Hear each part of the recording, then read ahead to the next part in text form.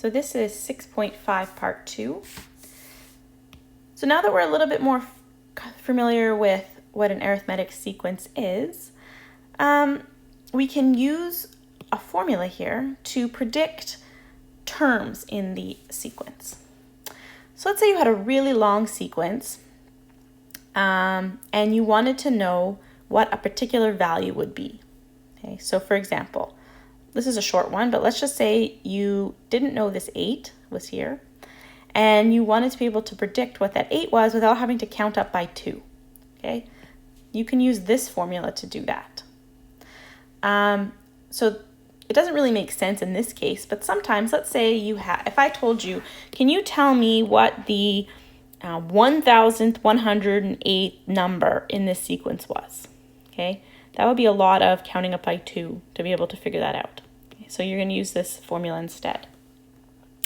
So what do these different things in the formula mean? Well, Tn means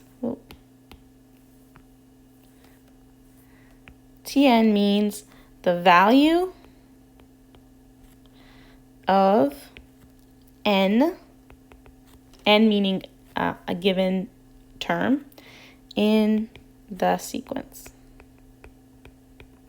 So for example, if I said, this is spot 1, 2, 3, 4. So if I said, what is the value of the fourth number in this sequence, you would say 8.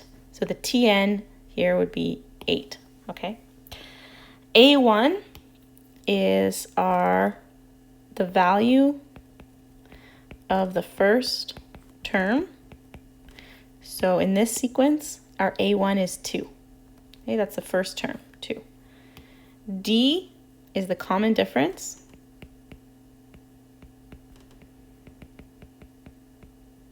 So what it's counting up by.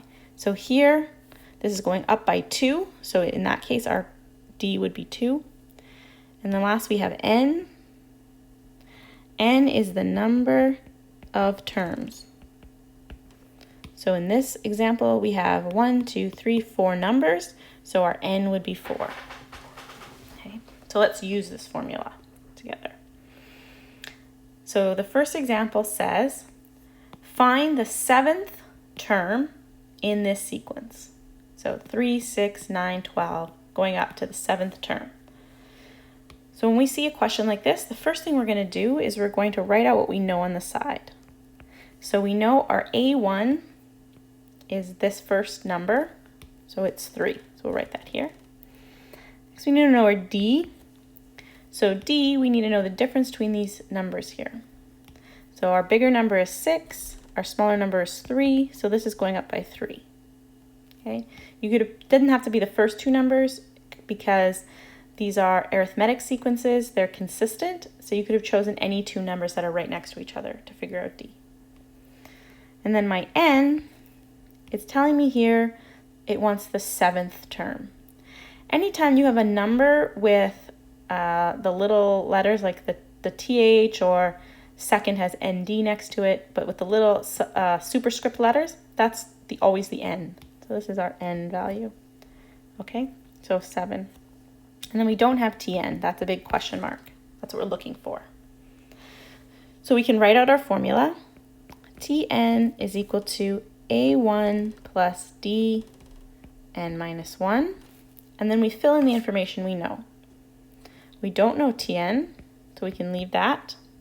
We can actually call it, though, because we're looking for the 7th term, we can call it T7. Okay. Our A1 is 3. Our D is 3.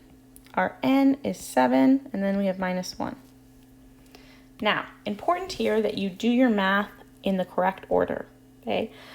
Most mistakes with this formula happen by people just working from left to right. But you cannot do that. You have to resolve brackets first, then multiplication or division, and then you can add. So do not start by adding these 3's together, okay? You can't do that. Do not do that. You have to simplify inside your brackets first, then multiply the 3 by the simplified brackets, and then you can add. So let's do those steps. So the first thing we're going to do is do 7 minus 1. That's going to give us 6. Then the next thing that we're going to do is we're going to multiply the 3 and the 6 together. Okay, so 3 times 6 is going to give us 18. And then our last step is going to be to add the 3 and the 18 together to get 21. So the answer, whoops, I want this. The answer, the value of the 7th term in this sequence, if we continued counting, would be 21. Okay. Let's look at another question. So here they're telling us our A1 is equal to 3, our D is equal to minus 2, and they're saying find T12. So notice that this is normally called Tn.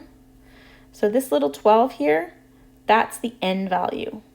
Okay, so n is 12, oops, and Tn is equal to question mark.